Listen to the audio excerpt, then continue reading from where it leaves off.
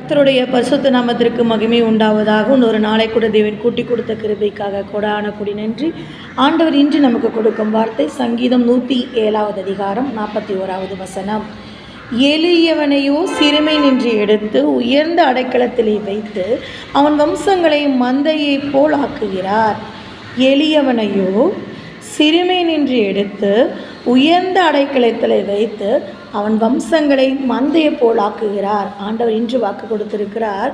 எளிமையாக இருக்கிற நம்முடைய வாழ்க்கையை சிறுமை நின்று எடுத்து, நம்ம சிறுமைன்னு என்னது, எல்லாராலும் ஒதுக்கப்பட்டு தள்ளப்பட்டு இவெல்லாம் ஒரு இதுக்குமே யூஸ் இல்லை, எந்த ஒரு நல்ல காரியமாக இருக்கட்டும், ஒரு பெரிய இடங்களுக்காக இருக்கட்டும், நம்ம என்ன பண்ணப்படுவோம், தள்ளப்பட்டவங்கள. ஏன் அப்படின்னா நம்ம இடத்துல ஒன்றுமே இல்லை, நம்ம எளியவர்களாக இருக்கிறோம், ஏழையாக இருக்கிறோம், நம்ம மற்றவங்களுக்கு கொடுக்க முடியாத அளவு நம்ம எப்படி இருக்கோம், நமக்கு தேவைகளை சந்திக்கிற அளவு கூட நம்ம இடத்துல வருமானம் இல்லாதபடி இருக்கிற நம்மளுக்கு ஆண்டவர் சொல்கிறாரு, எளியவனையோ சிறுமை நின்று எடுத்து உயர்ந்த அடைக்கலத்தில் வைப்பேன்.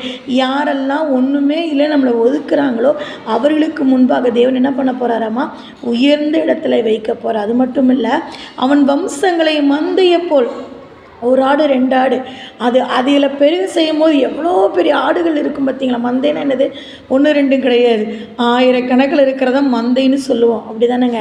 அதை போல் நம்மளுடைய வாழ்க்கையில் நம்முடைய வம்சங்களை, பிள்ளைகளை, அவங்களுடைய ஆசீர்வாதங்களை தேவன் பெருக பண்ண போகிறார். அதனால் நான் ஒன்றுமே இல்லை, நான் எளியவனாக இருக்கிற நம்ம தான் ஆண்டவருடைய சமூகத்தில் பிள்ளையேற பெற்றவர்களாக இருக்கிறோம். ஸோ ஒன்று குறித்து கவலைப்பட வேண்டாம்.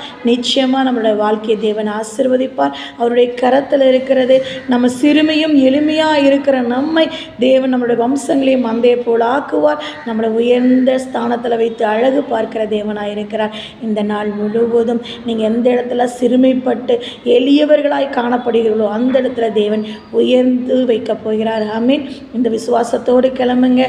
தேவன் உங்களையும் உங்கள் குடும்பத்தையும் வம்சங்களையும் ஆசீர்வதிப்பாராக. God bless you. God plus.